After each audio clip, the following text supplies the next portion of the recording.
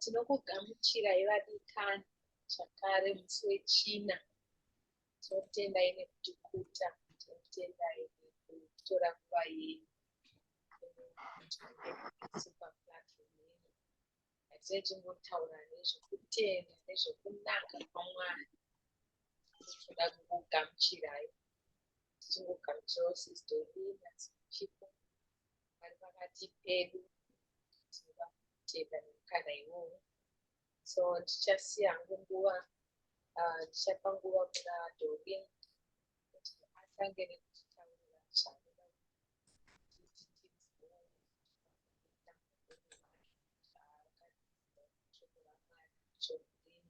Mwari vachitiitira zvakanaka. Okay, Doreen akutora nguva. Saka ndine testimony shoma diki diki ndangotaura, but yakanangana naHebrews 12 naMatthew 26 I think. Saka ndichaverenga bhaibheri rangu reshona. Last time version yacho yakambondirasisa kumawedzi acho apo ndikamhene zvainge yakutaura. Saka ni pavhesi 1 panoti naizvozvo nesuwo zvatakakomberedzwa negore rezvapupu rakakura rikadai. Saka ukanga uchibva kumashure kuna Hebrews 11 rinorondedzera vese vakafamba mukutenda, vana Abrahamu, vana Mozisi, vana Noa, bla bla, vana Sara, vese vavo. Saka ndo pakukontinya manje vachanzi naizvozvo nesu zvatakakomberedzwa negore rezvapupu rakakura rikadai, ngatibvisei zvose zvinoremedza nezvivi zvinongotinamatira, ngatimhanye nokusungirirana ngemutange yatakaisirwa mberi kwedu. Ndopedzisira nevhesi 2 yekuti hanzizvo tichitarira kuna Jesu muvambi nomukwanisi wokutenda kwedu, iye wakatsunga pamuchinjikwa nokuda kwomufaro wakaiswa pamberi pake, akasvora kunyadziswa kwake, akandogara kurudyi rwechigaro choushe chaMwari. Saka mumwe musi ndaiverenga vhesi iyi ndobva ndafunga hangu kuti izvoni. Saka ndakanyatsopfungisa pakanzi izvo mutarise kuna Jesu kuti akasvora kunyadziswa kwake, kuzvidzwa kwese kwaakaitwa, kusvipirwa mate, kupfekedzwa ngundi yeminzwa, kubviswa nguo dzake dzaaipfeka. Saka ndaenda kukodzamisa pavhesi 2 ipapa ndichingotraya kuimagina how he felt, kuti neukuru hwaangainawo kuti kunyadziswa pamberi pevanhu. Imagine kuti ndiMwari, kuti akatendera vanhu vakamusika kuti vamutreated that way, kumusipira mate vachitaura zvavanoda, but anyway zvazvakangonyorwa zvichadaro. Saka ndakanzwa kunyatsobatikana pandati regai ndiende futi kuna Matthew 27, ndichangoenda ikoko. Let me rather use rechirungu rinyatsondisanangura zviri nani. Saka ndakuenda kuna Matthew 26 quickly. Matthew 26. Okay, apa 26. Saka panoti zvoni 26 here. Msanyepirwa pano. Pile said what then blah blah blah. Just ndipewo nguva mbicha. Ndakasvika. Saka pakati zvoni pa 27 actually. Saka pakati hanzi, then the soldiers of the governor took Jesus into the praetorium and gathered the whole garrison around him. And they stripped him and put a scarlet robe on him. When they twisted a crown of thorns, they put it on his head and a reed in his right hand. And they bowed the knee before him and mocked him, saying, "Hail, King of the Jews." Then they spat on him and took the reed and stuck it on his head. They mocked him, they took off his robe. And so ndayatso imagine a situation yacho. I remember tichikura waitizvo munhu kana anyatsoshatirwa zvekuti akasvipira munhu is the last thing, chekuti kana akazvibata sei uya anonzi harove munhu haana kana haana kana Yeah. ukasha nemunhu ade nevamwe, munhu ane pisi nevamwe, but munhu akasvipirwa apa panotoita shanduko ipapapo. Pane zvinotooneka. Munhu iyeye anorova munhu zvamusati maona kuti wandisvipira. Saka imagine kuti Jesu vanga vari Mwari vakatendera vanhu kuti vavasvipire Yeah. only because of isusu kuti tirarame, kuti Mwari vatibvume pakare zvakare. Saka zvinhu zvakanyatsotidzamira. Saka chakanyanyondinakisa ndechekuti kukosha kweshoko raMwari, kuti tikaridzamisa rinotoshanda zvakataurwa Jesu vakati hanzi these words I speak are spirit and life. Saka pane andakadzamisa ipapo that ndinenge ndichiverenga. Saka kumashure kwacho handambotsanangura kuti the previous day ndatanga kurwadziwa nemusana from nowhere. That pain was just hazvitsanangurike pain iyoyo because ndaitotadza kusunga, ndaitogomera chazvokunanaira, plus ndakatombetaka mukafike kuti ndikogara muwheelchair. Saka ndechizodii zvinozofamba sei? Pain yacho yakasvika ipapo because ndaitadza kukwira pamubhedha, ndaigomera, kupfeka chaiko ndaitonetseka. Saka ndaitoplana kuenda kuhospital the next day. Saka ipapa ndaiplana kuenda kuhospital the next day, ndo pandaiverenga this verse yekuti hanzizvo musakanganwai zvatakakomberedzwa negore iri, itai kunge Jesu vakashora kurwadziwa kwese. Saka ndakafungisa nezvazvo, ndakagara pasi bva ndaverenga mavhesi achichifungisa nezvazvo kurwadziwa kwavo, all that stuff. Ndobva saka ipapo ndakagara pasi chaipo chaipo. Saka bva ndasumuka. Saka pandakasumuka handambofunga nezvazvo, like ndakanganwa kuti musana wangu kurwa. Saka ndangoti kwanyana, ndobva ndatokwanya, ndatofamba straight pasina kana dambudziko kana kuti kugomera kana chii. Saka ipapo handatombozvifunga. Saka ndadonhedza something pasi, ndobva ndakakotama ndikafunga kuti musana wangu watopora. Ndatokotama, ndatosumuka, handambogomera, ndakashamiswa the instant work nepower reshoko raMwari, kuti shoko rinongoshanda ukangoritora ukaridzamisa ukariita rako, like ukaritenda, rinorapa. Shoko rinoita zvakawanda, like is the word of God. Kuna Matthew kunoti kuna Psalms 82 kunoti hanzi the word of God is right and true. I think it could be 89 or 82. Saka, yeah, the word of God is just so powerful, vadikani. Saka atirege kutasira pasi shoko raMwari. Hazvina basa kuti kungava chii.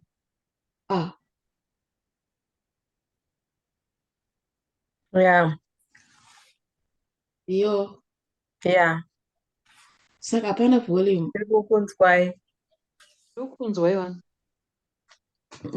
Okay. Saka vadikani, shoko raMwari ngatisaite rekutamba naro. Unokwanisa kurapwa naro kana uri kurwara wakatarisa vhidhiyo ineyi. Inzwa zvatiri kutaura kuti shoko raMwari rinorapa. Ritora vhesi yaunenge wawana ine chekuita nekurapa, ugoiverenga, ugoidzamisa, ugoudza Mwari kuti ndo zvamunotaura pashoko renyu apa. Unotoona munana waMwari. Mwari vanoita munana.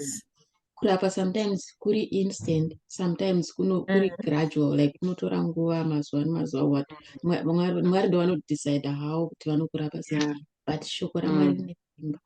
Hakusi kurapa chete, pane zvese zvaungada. Shoko raMwari is very powerful.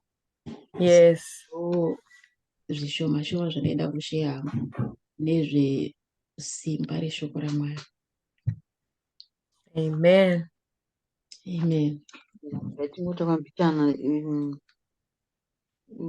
pavhesi inowanikwa kuna Isaiah 53 pavhesi 4 inoti zvirokwazvo wakatakura matenda edu nokusimudza kurwadziwa kwedu, asi isu takati wakatambudzwa, wakarohwa naMwari nokumanikidzwa, asi wakakuvadzwa nokuda kwekudarika kwedu.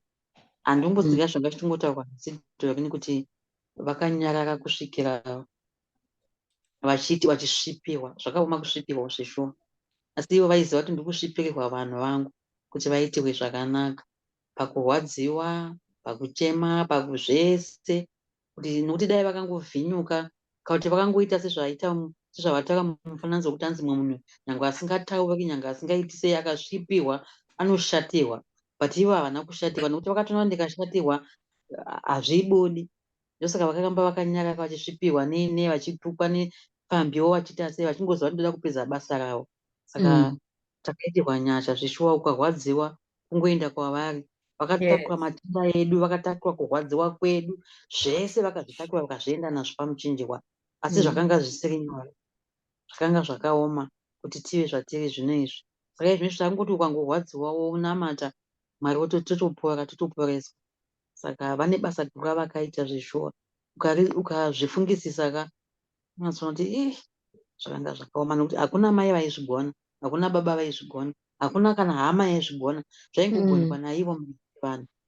Saka ndivo vakatitakura kuutera hwedu, kukundikana kwedu, vakazvitakura vakaenda nazvo pamuchinjikwa. Saka kana munhu kwaunenge uri ikoko, kungovaudza chete kuti izvi zvandiremera, ivowo zvitora. Handichazvigoni, ivowo zvitora. Ndinobva ndafunga nyaya kuna I think Kings yevakadzi vaya vakanga vari zvifeyo, vaigara vese mumba, vanzi vakazvara vana vavo zviri zvifeyo zvamheno. Saka munongoziva zvezvifeyo vanengota yese yese. I think vanga vamwe mutoriwo ndobva vadhakwa zvavo, ndobva mwatsikira mwana wake, mumwe ndobva adiwa, mwana abiwa akavata. Saka nokudawo kuti vakatoziva vakati nyaya iyi kai yoda kutoenda naye kwamambo, nokuti inini zvishuwa ndandakamwa mutoriwo, mumwe akati uinda ndakadhakwa mwana wangu akatsikirwa, saka ndatorawo mumwe. Saka vakatoziva kokuenda, kuzoti isusu maKristu manje totoziva kuti zvaipa tototora totosumudza zvinhu zvedu kutokakata kuenda nazvo kuna Jesu kuti izvi handichazvigoni izvi, sezvakaitwa nezvifeve izvi. Zvaitowo zvifeve, vapfambi, mahore, asi akatozviziva kuti kune kwatinonopedzewa nyaya dzachona idzichi. Saka shoko raMwari penyu parinozotaura kuti hanzi zvoni anokunda Soromoni ari pano. Soromoni akangopa uyu bedzi mwana wakafawo wakamusiya. Saka isusu tikaenda kuna Jesu zvinhu zvedu zvinotoita. Saka ndanga ndichingowana zvangu mamira. That's very powerful. Ndoda kungoverenga script mavhesi mairi chete anotaura nezve kumira pashoko raMwari sezvataura naSis Doreen paya. Ukatarisa kuna Psalms 119, Psalms 119 inoramba ichingotsikirira nenyaya yekumira pamatestimonies ari mushoko raMwari. Aya kuti zvanzi zvatakakomberedzwa negore rezvapupu, kureva kuti ati we must not just live our lives tichiisa pasaidi zvakaitwa mushoko raMwari.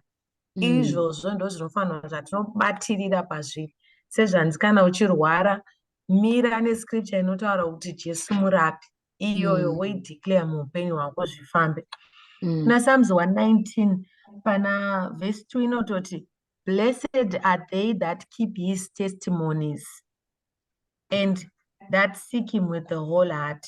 So ukatarisa kuti zvinotonzi vakaropafadzwa avo vanochengetedza zvipupuriro zvaMwari.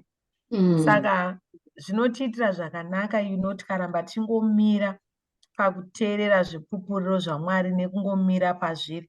Pana another verses inotaura verse 36, 119, same 119 iyo mukazowana nguva iverengei yese. Inonyanyotaura nezvekupupura kwaMwari. 119 verse 36 inoti, incline my heart unto thy testimonies and not covetousness.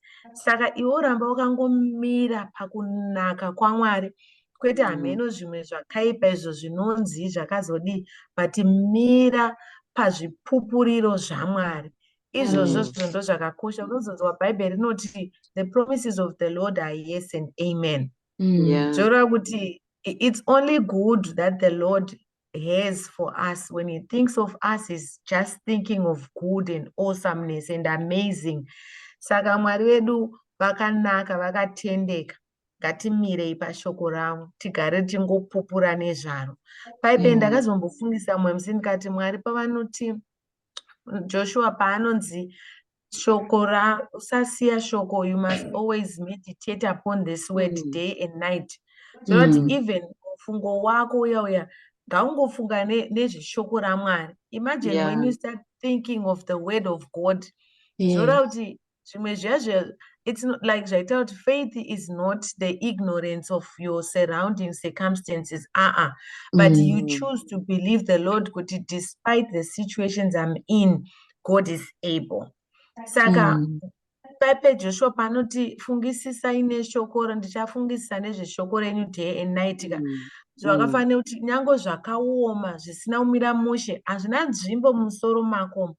Aufungisise nezvazvo, uri kufungisa nezveshoko raMwari kuti panguva iya vana veIsraeri vatarisana naFaro nemahorse riders, Mwari vakati part the Red Sea vakapinda. Andi mukuona panguva iya uya mubofu anga akagara paBethsaida for years, when God came, Mwari vakamubatsira. So let's think of the goodness of the Lord nezvipupuriro zvaMwari vanotiitira zvakanaka mazuva ose. Amen. I think Sister Doreen, you can close. Tinotenda Mwari nenguva yavatigonesa nhasi. Saka tichavhara nemunamato. Tinokutendai nekuteerera. Tinotarisira kugonai futi next week. Yes. Tinamata. Mabada kunyengetera nenguva ine matitendera chikutendai. Tinyengetera vese vari panguva yekurwadziwa. Shoko renyu vanoporeswa, vagonesewo kugamuchira shoko renyu rinotaura kuti nemavanga aJesu takaporeswa. Tinonyengetera chero situation Mwari yakatarisana nani zvake ari panguva yekupererwa panguva ino, tichiti shoko renyu ibenyu, shoko renyu rinotaura chokwadi. Makataura sezvanamboreva kuti makati these words I speak are spirit and life. Rinopa upenyu, rinodzorera upenyu pasina upenyu. Saka tinonamatira upenyu mu any form of situation yakatarisana nevana venyu Mwari vachaona video iyi, kuti muvarangarire, muvasunungure nezita raJesu, muvasunungure kuburikidza neshoko renyu. Shoko renyu rinotaura kuti kana Jesu achikusunungura uchava wakasununguka zvachose. Saka mazvita henyu Baba nenguva ino, tinokutendai panguva ino Baba, nemuzita ramambo Jesu. Amen. Amen. Amen. Tinotenda. Bye bye. Tinokuonai next week.